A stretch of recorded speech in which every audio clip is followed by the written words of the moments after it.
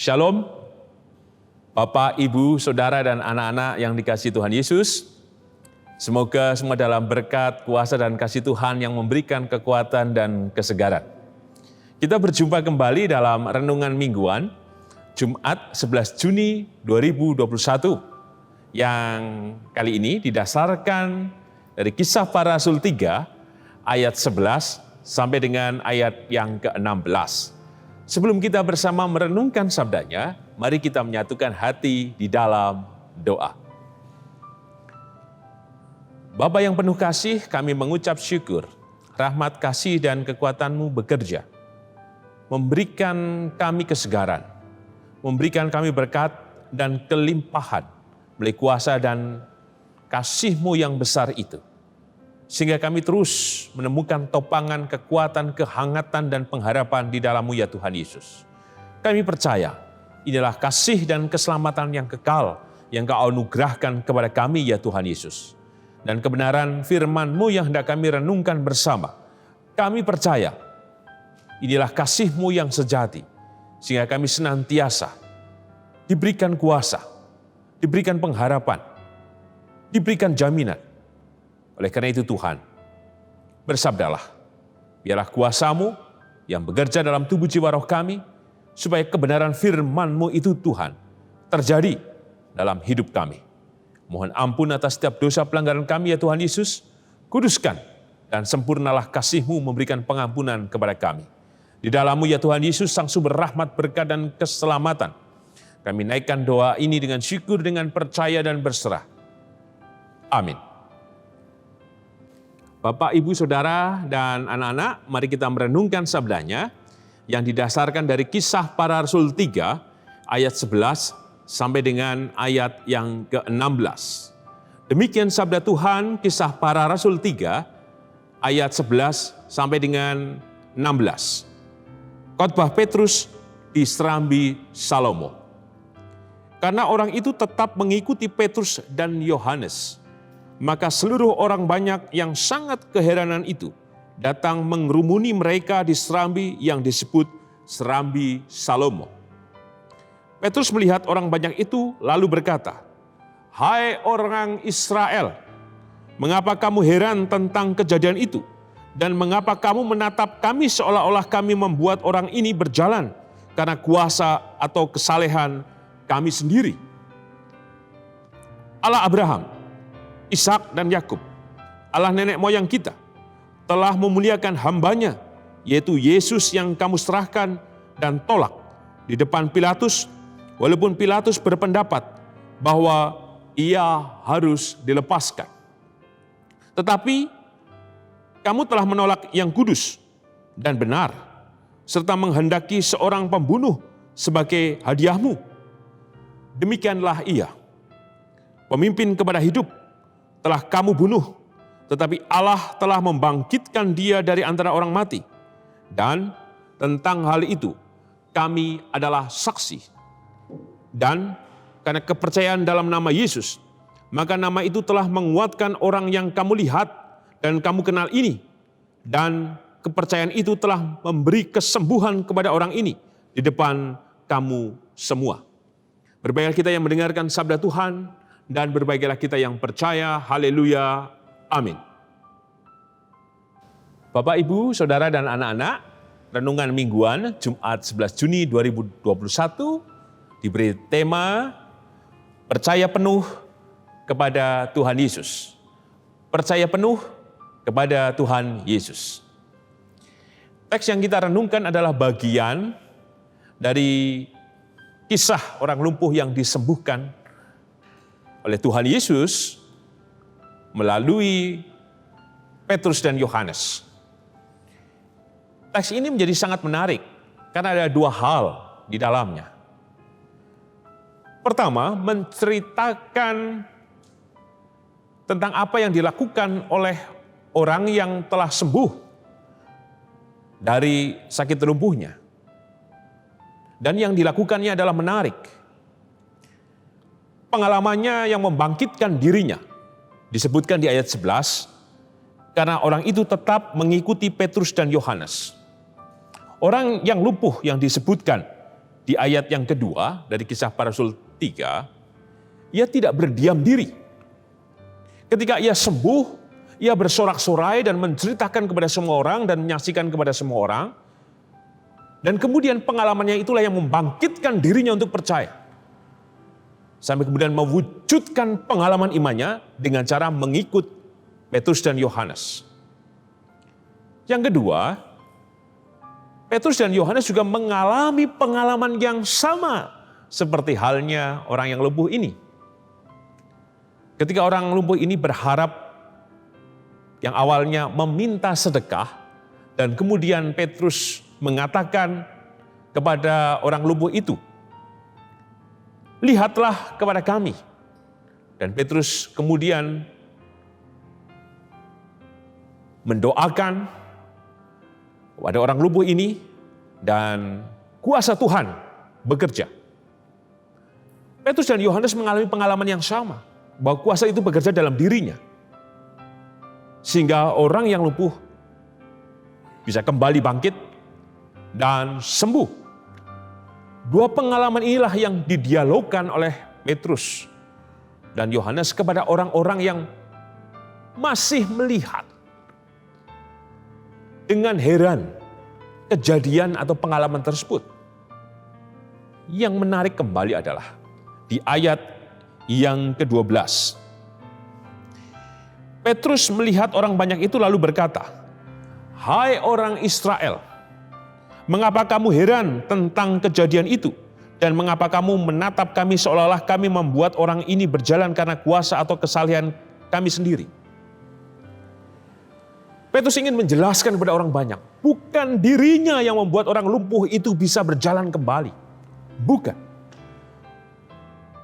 Petrus tidak mau mencuri kemuliaan Tuhan. Ia hanya seorang hamba.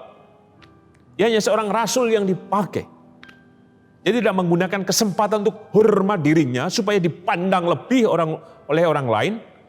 Sehingga ia bisa berkuasa atau kemudian memakai orang-orang ini untuk dirinya. Tidak demikian. Petrus menjelaskan, bukan kuasa dari dirinya, tetapi dari Yesus Kristus yang disebutkan di ayat yang ketiga. Allah Abraham, Ishak dan Yakub, Allah nenek moyang kita, telah memuliakan hambanya, yaitu Yesus. Bahwa kuasa itu karena Yesus Kristus. Dan itu yang ditegaskan oleh Petrus kepada orang banyak. Maka pesan apa yang kita terima? Yang pertama, menunjukkan bahwa Petrus dan Yohanes telah berjumpa secara pribadi dengan Kristus Tuhan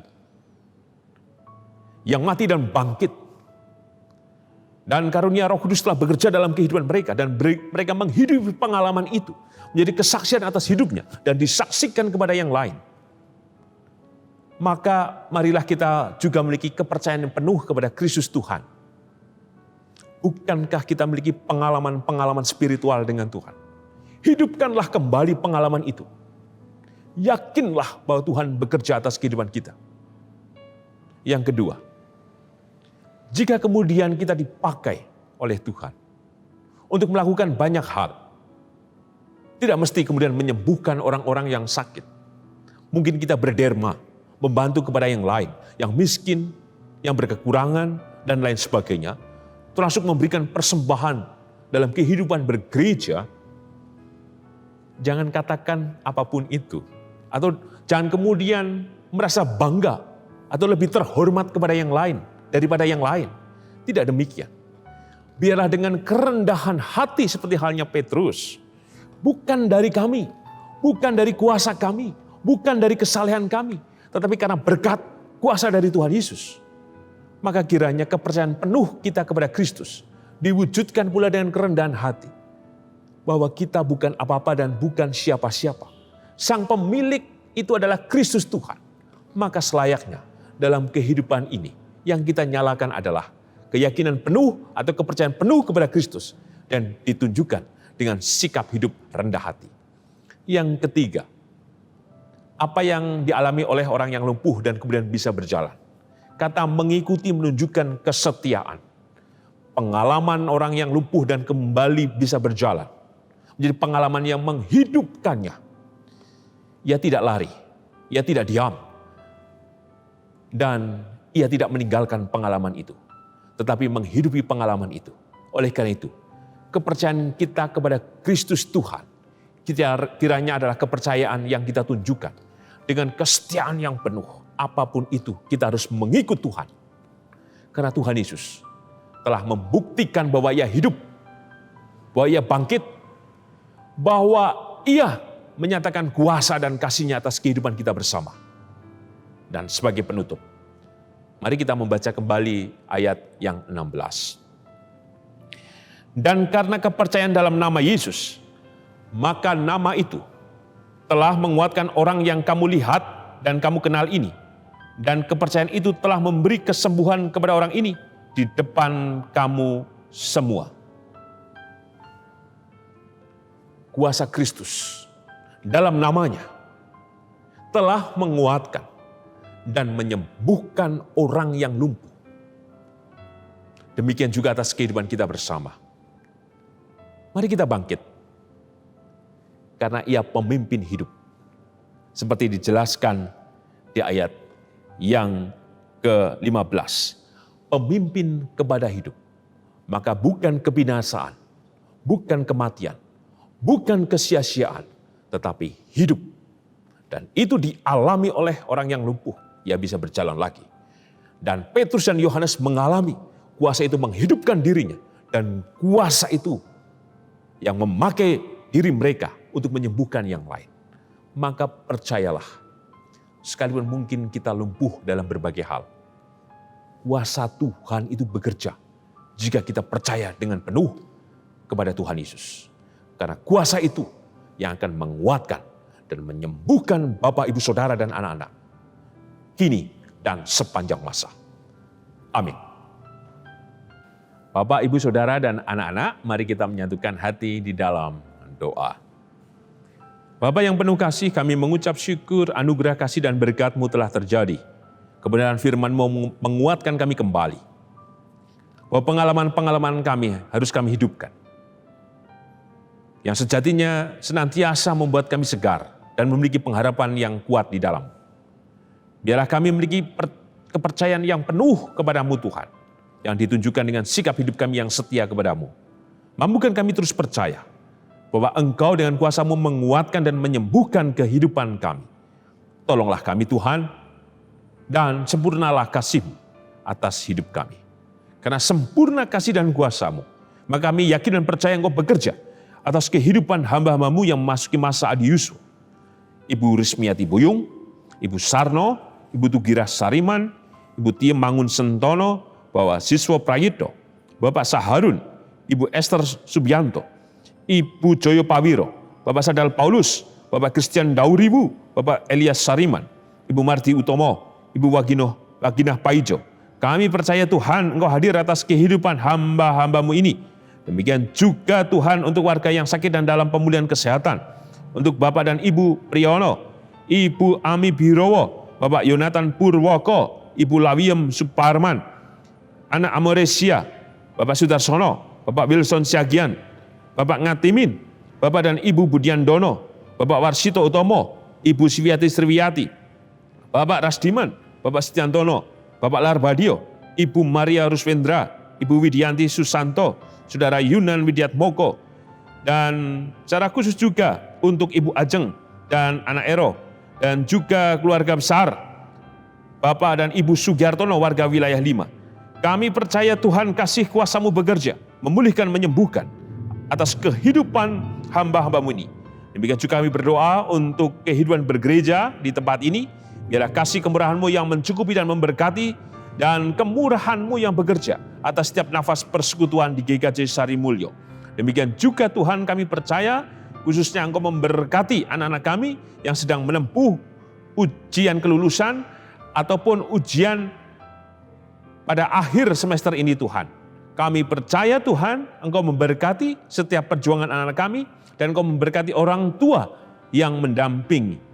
Kami juga berdoa Tuhan untuk masyarakat di Kudus, Biarlah kasih kemurahan-Mu yang terus juga hadir, memberkati setiap para medis yang berjuang dengan sekuat tenaga untuk melawan COVID-19.